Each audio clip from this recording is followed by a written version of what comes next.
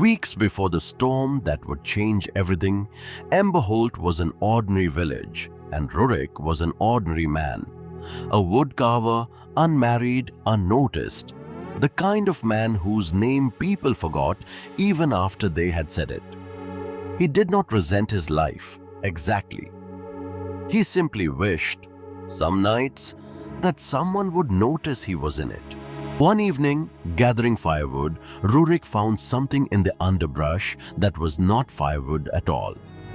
A creature of bark and moss and faint green light, injured, hidden, and afraid. He did not know what it was.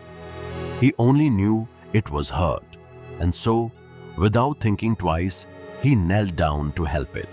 She healed quickly once she was safe, and before she vanished back into the trees, she gave him a gift, a small carved token and a warning wrapped inside it. 3 wishes, she told him, granted by hands he would never see. Only 3. Rurik, she said, wish carefully. Not everything that can be given should be. Winter came hard that year, and Emberholt's stores ran thin long before spring. Rurik thought of his neighbors, of empty bowls and thinning children, and made his first wish. Not for himself, for enough. By morning, grain that had not existed the night before filled the village storehouses, and no one thought to ask where it had come from. His second wish came quieter than the first. His mother lay dying, and no healer in Emberholt could save her. Rurik held the token through the night and wished for nothing but more time. By morning, her breath had steadied, her color returned, as though the sickness had simply changed its mind. Twice now the token had answered him. Twice he told himself it had been for someone else. But wishes cannot fill every kind of hunger. Rurik watched his neighbors gather in the village square, wrapped in the ordinary warmth of people who belonged to each other, and felt more sharply than ever how alone he truly was. He had saved a village from starvation. He had saved his own mother's life. And still, when the lanterns were lit and the laughter rose, no one thought to call him over. He told himself it did not matter, that the storehouse was full and his mother's breath still came easy. But loneliness has a patience. Gratitude does not share, and it did not leave simply because he had earned twice over the right to feel otherwise.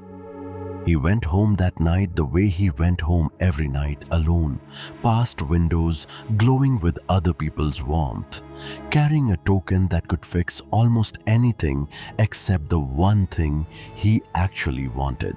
That night, alone in the dark, the loneliness finally won.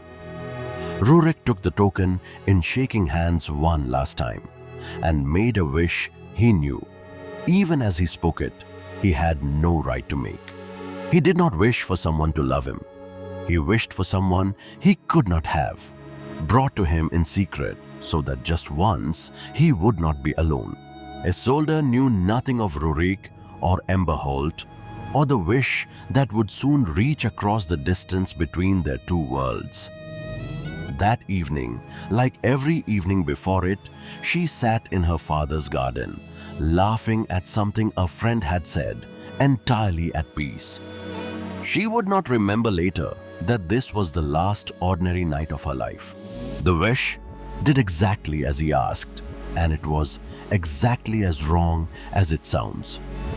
A princess from a kingdom he had never seen appeared in his home in the dead of night, terrified, torn from her own bed without warning or consent.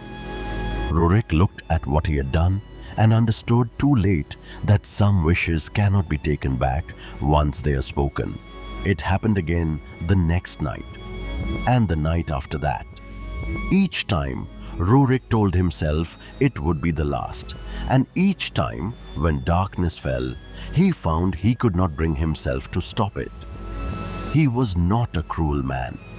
He was only a weak one, and by the fourth night, he had stopped being able to tell the difference. Night after night, it happened again. Isolde was taken from her bed and returned before dawn, with no memory of where she had been, only a growing dread she could not name. She stopped eating. She stopped sleeping easily. Piece by piece, something in her was being worn away, and no physician in her father's castle could explain why.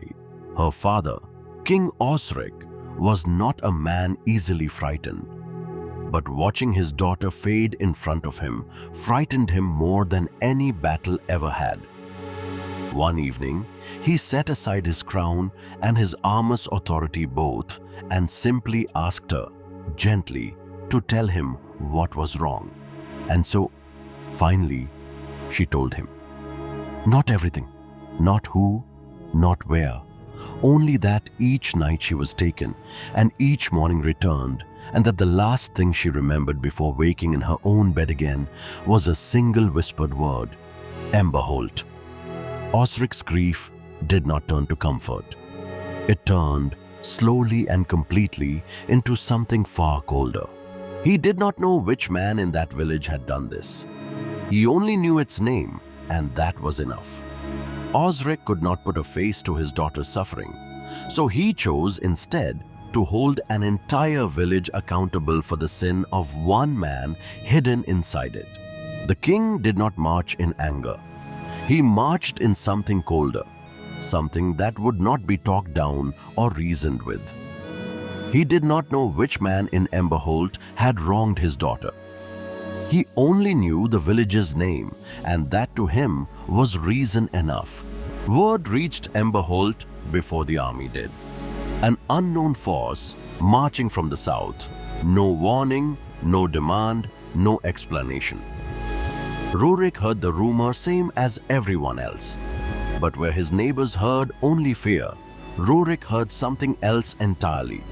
He heard the sound of a death finally come due. He went back to the forest one last time and found her waiting, as if she had known he would come. He held out the token, dead and dark in his palm, and asked her to take it back, to undo it. She looked at him for a long moment. I cannot unmake a wish once it is spent, she told him. I can only tell you what every wish already knew. Nothing is given without a price. You simply chose not to ask who would pay it. Rurik never told anyone what he had done. Not the village, not the warriors who would die defending it, not the young man named Varin who would soon step out into a storm to meet a fate that was never truly his to carry. Some debts are paid by the ones who never knew they were owed. And that night, as the clouds gathered over Emberholt, the storm that began this story was already rolling in.